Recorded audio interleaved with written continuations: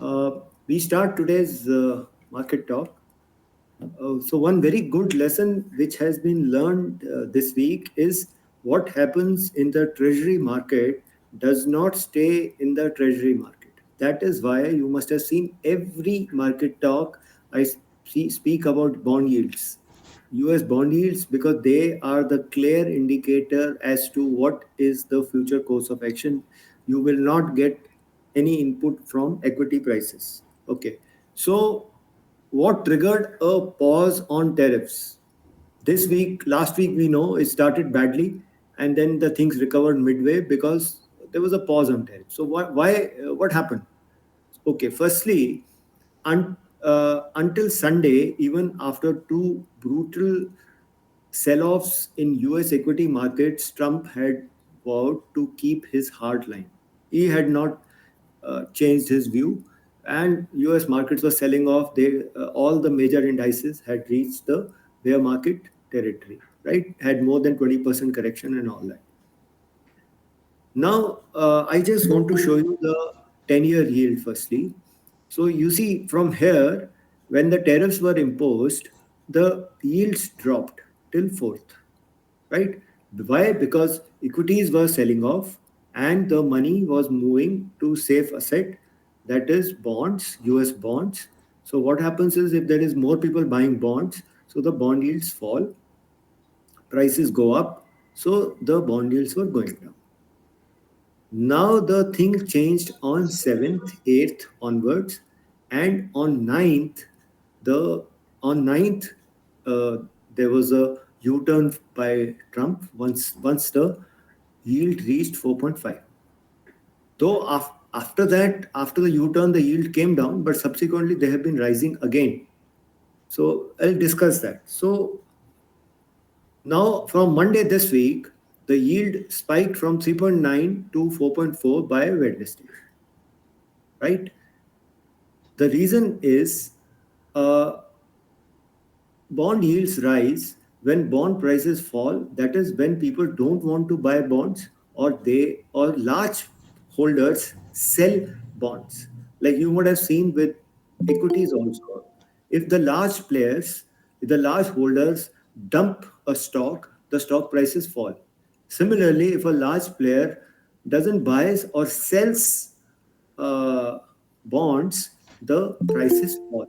So when the price falls, the yields go up. Now, there was on 8th April a auction of US 3-year treasuries. It met with weak demand. So on 8th April, US government wanted to auction 58 billion of 3-year bonds. There weren't enough buyers for these bonds, so the auction was about to fail, and then the US banks had to step in to buy any excessive supply which the people were not buying. So they had to pick up 20.7% of the offering. Now, generally, US bond auctions are never short of buyers because governments all over the world buy US bonds. Countries like India need dollars to pay for imports from US, not only from US, China, Japan, EU, any other country. So RBI is always accumulating US dollars and holds them in our foreign exchange reserve, not as cash, but as US government bonds because they are very liquid. Similarly, other countries like Japan hold nearly 1.8 trillion, China 670 billion, UK some 740 billion of US bonds. Now, what happens is if there is a disruption, now this was on Tuesday, on Thursday or Wednesday, there was another 10-year bond auction coming up. Why these auctions are required? Because the government, any government constantly need money to run the government, and so they borrow and issue treasuries. Now, if this disruption in US Treasury market would have continued, there is no other option but for the Fed to step in with emergency purchase of US Treasuries to stabilize the bond market. And once there is no demand and more supply, the prices go up because people want higher money for the risk they are taking, or more interest for the risk they are taking. So what happened was when tariffs were announced, bond prices rose and the yields fell, like I showed you from end of last month to 4th, because equities fell and there was expectation that there is going to be a growth slowdown, and investors sold stocks and moved to safe assets like US government bonds. Now, another interesting thing happened on 8th and 9th April. Large hedge funds who own assets across stocks and commodities purely on leverage on borrowed funds with shares and assets like bonds as collateral, they had to sell bonds due to margin requirements because there was a steep fall in the prices of stocks. Because some of the popular stocks had plunged 20-30%. So when the markets plunged from 2nd to 7th April, they got margin calls to top up their collateral. So they sold bonds. Uh, and also, when the bond prices fell more than expected, the arbitrage positions between cash and future positions on US bonds had to be unwound, and that exaggerated the fall. Now, there is a conspiracy angle also. Certain countries like China abstained from buying US bonds in these bond options, and certain large holders sold bonds due to high tariffs. Large holders as a group, like Canada, Japan, EU, etc., they sold bonds. So what happened is US bond markets dried up as there were no buyers. If you remember, in 2023 there was a SVB bank crisis, where also due to fall, where the bank really collapsed and the Fed had to bail it out because the bond prices fell and the yields went up because people had no confidence. So what happened was Scott Bessent, the Treasury Secretary, and the corporates prevailed on Trump, who buckled and made a U-turn on tariffs. He caved in. Is so soon, so early is a reason for markets to be happy, because now everybody is aware that what is Trump put, at what point he is going to be panicking. So now, once the market knows that this is his threshold, they will not bother and now they will go ahead. And markets were also happy that the Trump put came before the Fed put. Because if the economy had gone down, then the Fed would had to lower rates and buy bonds, etc. So that would have been the Fed put. So Trump put came before the Fed put. Markets were happy; they bounced back, and market is aware that where he is going to panic now. So things became normal very quickly.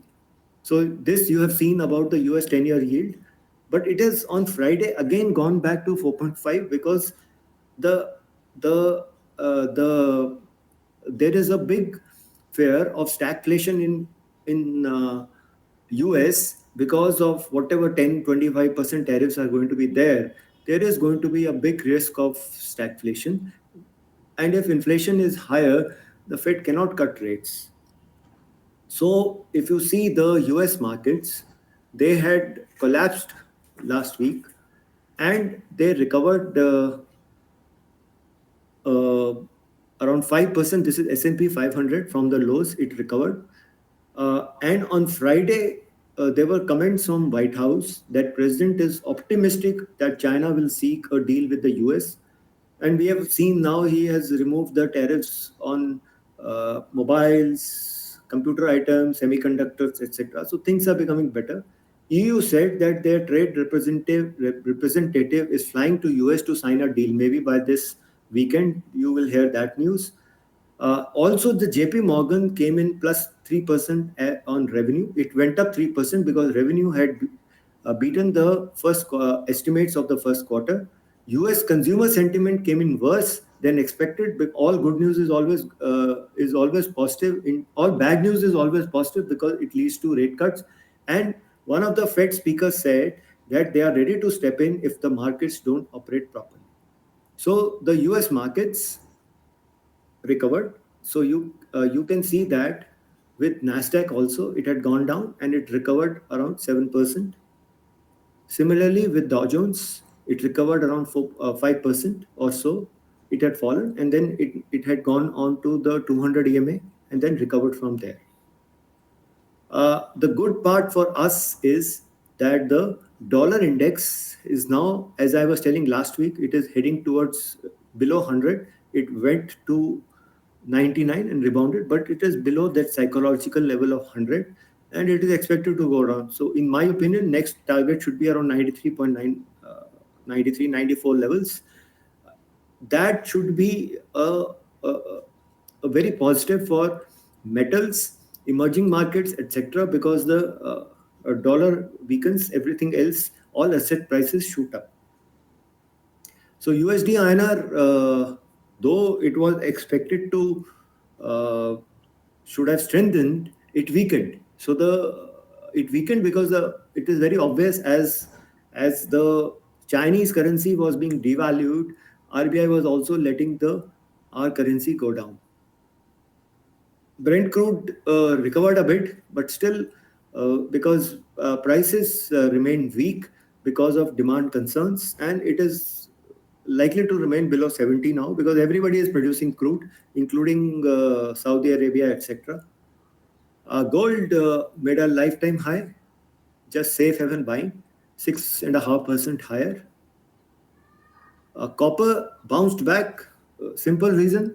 The fears of recession reduced and dollar weakened. So the copper bounced back a bit. But let's see how it plays out next week. Bitcoin was stable, nothing much. It is at 20 EMA, so it is just moving in that range. Went down below 20 EMA, but then recovered. Now coming to India, see the biggest problem was on 7th April, the VIX went up around 50-60% from around or below 14 to 23. And that led to higher volatility. And after that, VIX has come down, but still not, it is still at 20 level. Till the time the VIX is high, you will have very high premiums on options and also a lot of volatility intraday and gap ups and gap down. So this VIX coming down is very important. Then you can be a little bit more assured that the market is going to be stable. Indian government bond yield based on RBI rate cut fell. Now it is at 6.44. So which is very positive for those holding G6. And also it will bring the borrowing cost down for the borrowers in India. Now coming to Nifty, it had a nice power candle. It went below around 21,800 and then bounced from there. It bounced. Overall, if you see the week, it is net positive 0.33%. So if somebody sees over a long term, nothing has happened. But if you see the trend line, this is making lower highs and lower lows. So it needs to go above this last high to show some strength. Otherwise, if these levels where it faced resistance last time may also come into play, this 23,300 odd level. So this has to be seen. Coming to daily chart. So if you see here, from the low at below 21,800, Nifty quickly bounced or went up 3 days, was down 1 day. There was a big gap and it has filled the gap. So that is positive. The gap has been fixed, has been filled. And in between, it has created 2 gaps in a daily opening. So that should provide a support to the index if it is to come down. And it is rightly poised at 20 EMA. So once it clears the 20 EMA, it will face resistances up to this level. But if once it clears these levels, then only one can hope for a decent rally up to at least 23,800. So first target should be, in my opinion, around 23,200, 23,300 level, maybe next week. And after that, once the base is created, and it can go higher. Hourly chart, so if you see, there was a gap down, and then this gap has been filled. Again, there was a gap here on Friday, based on positive news from the US, etc. So market was oversold, deeply oversold. I think the RSI was below 20 here, and then bounced back simply out from here. Now, Bank Nifty is also showing a strong candle, and it is above the 20 EMA, unlike the Nifty, which is below the 20 EMA on the weekly chart. So this is showing positive trend. and it was also held by rate cut, etc. And the large banks like HDFC Bank have come up with decent results. On the daily chart, it is above the 20 EMA, which is positive, and it has bounced up from the high. So, in my opinion, I think if it goes above, it has to cross this 52,000. Once it goes above 52,000, then you can hope to go long on Nifty Bank. Below 52,000, it will remain range bound between 52,000 and the 20 EMA, which is around 50,500, etc. HDFC Bank is positive because of decent business update. So it is trying to make a higher low, and though it could not make a higher high. So if you follow this, actually yes, it has made a higher high. So now in this uptrend, it crosses 1840. That should be very positive. Then it should test this 1880 level and then maybe proceed higher. It depends on the results, but results are generally known. They are trying to reduce they have improved their deposits, trying to reduce their cost to deposit ratio.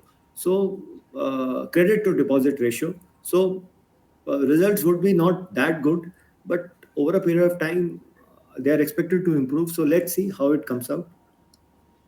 Reliance has bounced back, but it is, if you see here, constantly making lower highs and lower lows. So it is now poised at 20 EMA. It has to cross this 1300 odd level for showing some strength.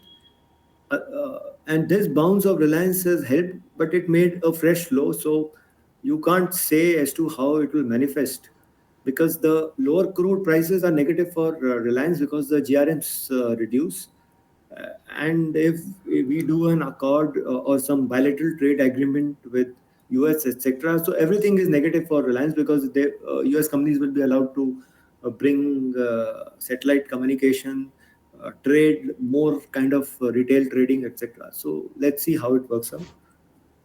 Midcap Select suddenly took support at this level which I had indicated, so around 10,500, and has bounced. Now it has reached this 20 EMA. So if it goes above this, one can expect a move to around 11,800 and 12,000 levels. But it has made three dojis. So let's see what happens. Probably it is not able to gain momentum, etc., after a gap up. Small cap index was up 0.13%.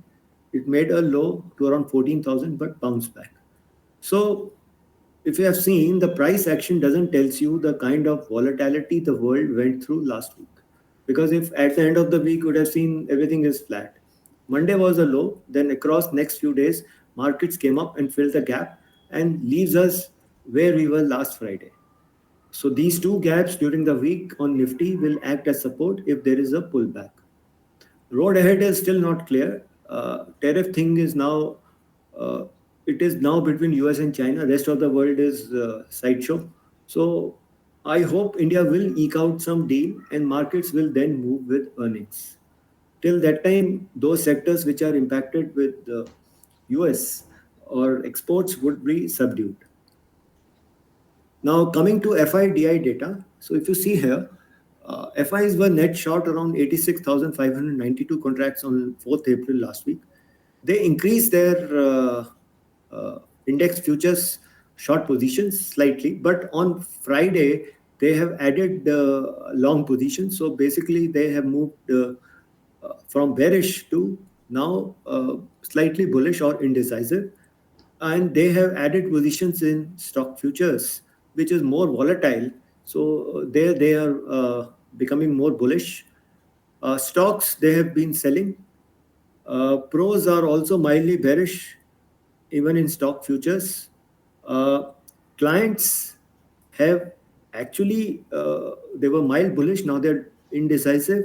They have reduced their positions and added shorts. So generally they always act negatively to the trend in the market. They were, and these were the index options. They were net long last Friday with 2.13 lakh positions, and this brought the market down in a big way. And they would have, and then because of this short covering, then the markets recovered. Now their positions have reduced. They have actually added short positions. and DIs have been buying, so they bought on Friday. Now if you see the FIDI data, so if you see here, the present positions, they have added long positions here. They were short on Monday. Nifty went down around 3%. They added 21,000 short positions to their existing around 86,000. And they sold big time in cash, the FIs. So DI is compensated by buying 12,000 odd crore. And they have been buying subsequently while FIs have been selling in cash. But I think now the trend is changing. FIs are turning bullish. So I would remain bullish now. Coming to sectors, first is Nifty IT. It it had gone down and it bounced around 2%. So it is above the 200 EMA on the weekly chart. But in my opinion, a few more bad results and it will test this low of 26,000, which it made in 22. So it is headed there. So every rise should be used to sell. Now, the reason was TCS. The results came, execution disappointed on ram down of BSNL order. Now, earlier what was happening was they could say that they have a big deal of BSNL where the margins are lower, so their margins are disappointing and performance is bad, etc. Now that BSNL deal is over and still the margins have not recovered, they went down. It is a disappointment. That means the business performance is not good. Order flows is strong. So their total deals which they got is good, some $12 billion. Key question is whether the worst is in the price. So that nobody knows, but in my opinion, around 3,060, 70 is a decent level to accumulate this stock. FY25 constant currency growth is around 4.2%. And FY25 EPS is around 134 rupees. So it's at around 24p, which is higher than its long-term average. So even if downside is limited, there is no near-term upside. And this is the reason why the IT is performing not very well. So what will happen to IT sector is enterprises will go back to cash conservation mode in US and Europe, etc., because of uncertainty, and there would be delay in discretionary spending. Also, what has happened is US federal government has frozen its budget, which will impact Accenture, Deloitte, etc. And so once those guys are not getting projects, it will intensify competition with the others and challenge the demand environment. So this is the problem for IT companies. Now coming to IT stocks valuation. So if you see here, uh, this around in my opinion, 20 is the benchmark. So if TCS trades at 20, then everybody else has to trade below 20, unless you are high growth companies. So if these first, in my opinion, TCS will come down to 20. Now there is no profit growth. So present earnings should be taken as a benchmark even for next year with 2-3% extra is a best case scenario. So TCS should come down. HCL Tech, Infosys are already below 20.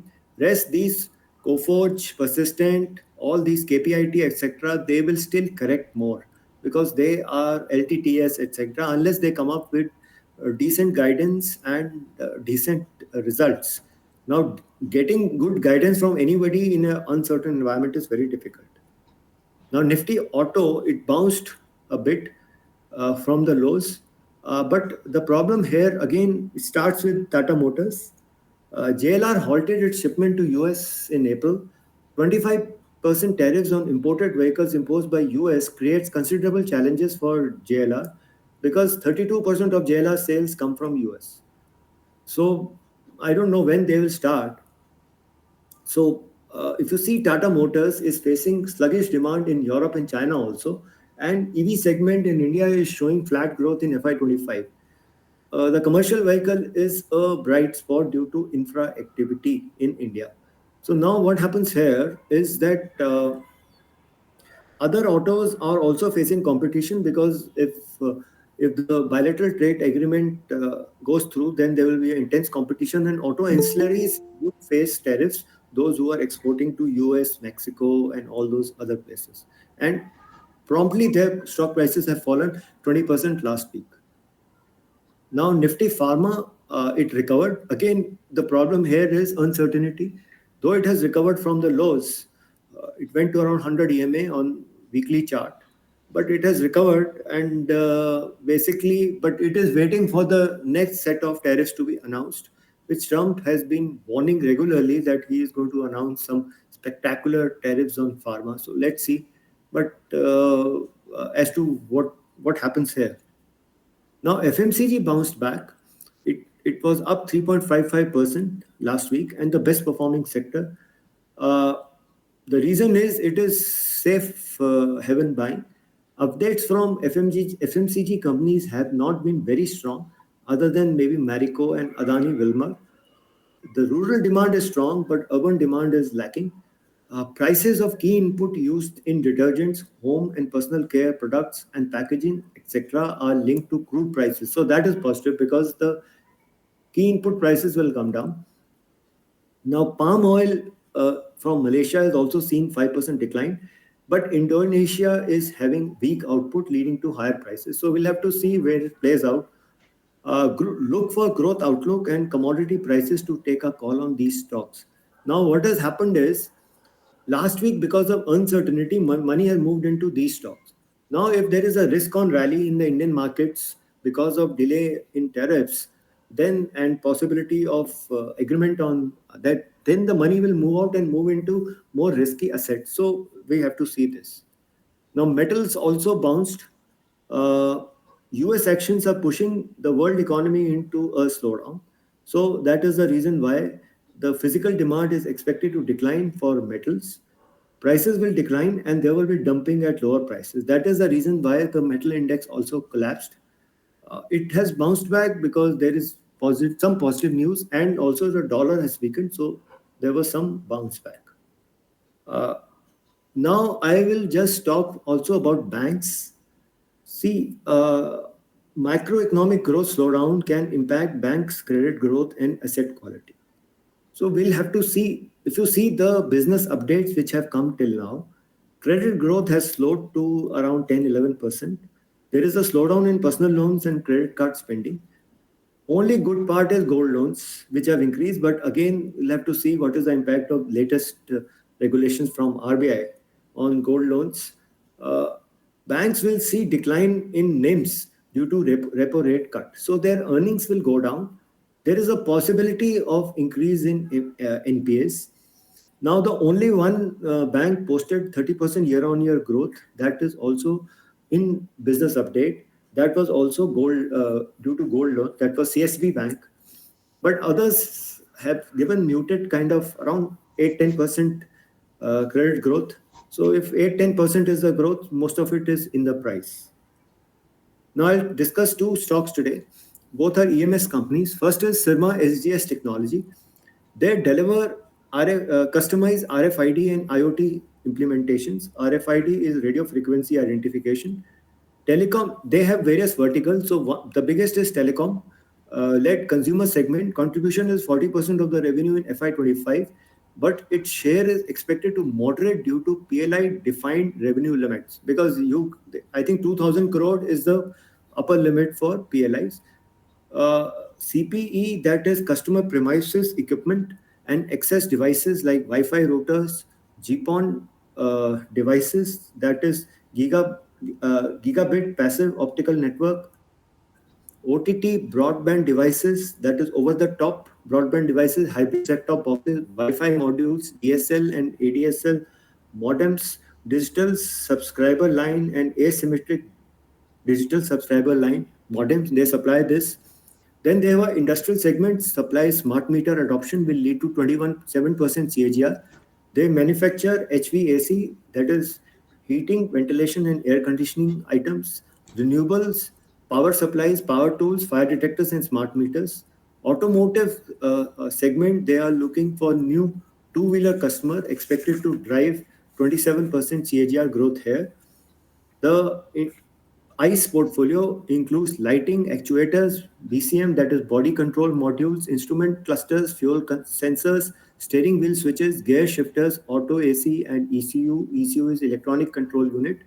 EV portfolio includes battery management system, motor controllers, VCU, vehicle control unit, encoder, battery chargers, charging station, climate control modules, etc. IT segment, full systems integration on laptop, desktop, AIO. AIO is all in one. That is where a CPU, monitor, and speaker is in one unit. Switch off your volume, please. Industrial PCs and servers. Medical segment, they did a acquisition of JDHL, Johari Digital Healthcare Limited, which will enable 25% CAGR, end-to-end contract manufacturing with facilities for complex high-volume products. Railway segment, 23% CAGR with Kavach and new products, support production of rolling stock braking as well as signaling products. Their order book stands at 1.4 of FY24 revenue. So not great order book right now. Now, if you see here, their revenue, they are expected to grow around 30 to 20% in FY26 and 27. This would be achieved FY25. I checked this. Now, the biggest segments are automotive, which is 21% of sales, consumer, which is 42%, and industrial, which is 25%. They all are expected to grow around 30% in FY26, and subsequently, you can't really predict for future. Other segments are smaller, but they are trying to grow them as per percentage of sale, healthcare, JDHL, IT, railways, etc. Switch off your volumes, please. EBITDA is likely to improve to around 7.4%. Gross profits are also improving. Now, so if you see here, this is interesting. There is a there is a reworking out of their earnings because their revenues projection has been lowered. So if you see here, FY25 they were expected to earlier to 7.9, that has been reduced to 7.5. FY26 they will do around 11.9, but their estimates for FY27 have been lowered. ROE is also etc. is expected to improve. So around 11, 12, if they do in FY26, around 40 times is decent because we are just starting FY26. So 40 times at 11, 12 comes to around 480. Now, this stock was in a downtrend. It has broken out last Friday only. Basically, on the news, went up 10% and met with the resistance at these moving averages around 480 odd. I personally feel that this is the limit. So actually this should be used to exit, but we'll have to see what happens. It has gone up on high volumes also. So that is positive. If it goes above this 480, then it can test this 560 level. But more than that shouldn't be difficult because then it becomes expensive. And the news was that probably our EMS companies would be able to export more and all that. But now with relaxation of certain norms on IT equipment on China, that will be of no consequence. Now the next stock is interesting. It is Kaynes Technology. It's backward integration into PCB manufacturing and expansion into OSAT, that is outsourced semiconductor assembly and test, which is basically used for semiconductors. Supported by government initiatives to strengthen the component ecosystem are expected to drive earning growth and enhance return ratios. It has established expertise in prototyping, component outsourcing, and supplier development for bare PCBs. So they are now going backwards and making bare PCBs also, as well as design and optimizing processes for PCB assemblies. It is also advancing its forward integration strategy in the smart meter segment through acquisition of Iskra Meko. They have acquired a company for getting into this smart meter segment. 9 months order book for FY25 stands at around 6,050 crores. That is twice of trailing 12 months revenue, ensuring strong revenue visibility. Kaynes Semicon, which is their subsidiary, aims to become India's first producers of packaged semiconductor chips by July 25. Now, my opinion is that if they are able to achieve this by June, July 25 this year, it will lead to a good momentum with this stock because the news will be considered very positive. So remain invested in this stock at whatever price it is. Now, if you see here, it's segment wise. I'll just show you what is the problem here. They had guided for 3,000 crores revenue, and last quarter results were not overwhelming, and they are falling short. So last quarter only they said that they will fall short of 3,000 crore revenue in FY25. They said they would do around 2,800 odd crore. So even if they do around 2,800 or 2,700 crore, it will be good 50%, but the valuations have decreased. Similarly, they had guided for 4,500 crore in FY26, which I think is difficult now, as because execution etc. takes time creating assets. Their main segment is industrial, where they are showing good growth, and that is the major segment. Rest, automotive, aerospace and defense, medical, railways, IoT, IT, consumer are smaller parts, and they are diversifying. They are talking about 15% EBITDA would be maintained, so that is there. So the things to be watched. Firstly, this stock will get impacted on this quarter results. They have done around 1750 odd, 1,750 odd crore revenue in the 9 months. So if they are able to do around 2,800, 2,900, this stock will remain at these levels. If they fall short, the stock will correct, and if they exceed 2,800 odd, then the stock will move up. So we'll have to watch how much revenue they do in this quarter and what guidance they give for FY26, because now the market is not going to trust, and that's why the estimates have come down. So now if you see here, they are expected to do around 2,700 as per one estimate, 2,700 crores in FY25 and around 3,750 or 3,800 in FY26. Even that is good. So what has happened is, if you see the guidance here, FY25 earlier it was expected to 52 EPS, now it has come down to 44.9. So that is why the stock price is corrected. And for FY26 from 76, the estimate has come down to 56. And similarly by around 30 rupees for FY27. So taking it as 56, also 56 and 86 for FY26 also, at 70, 80 times this stock gets fully priced because of the risks involved in execution. That is also on the higher side.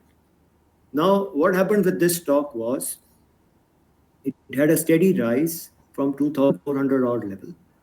Actually, this was a level at which we got this stock, where we recommended. It went up to 8,000, and then they gave their results came, and the results were not that promising.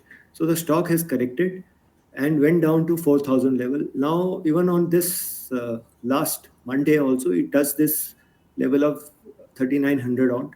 So that is the low it generally makes, and then bounce back. It has bounced up to 5,000 or 5,100 odd levels. In my opinion, if it goes up, goes up on some good news or something good to around 6,000, that should be a price to exit.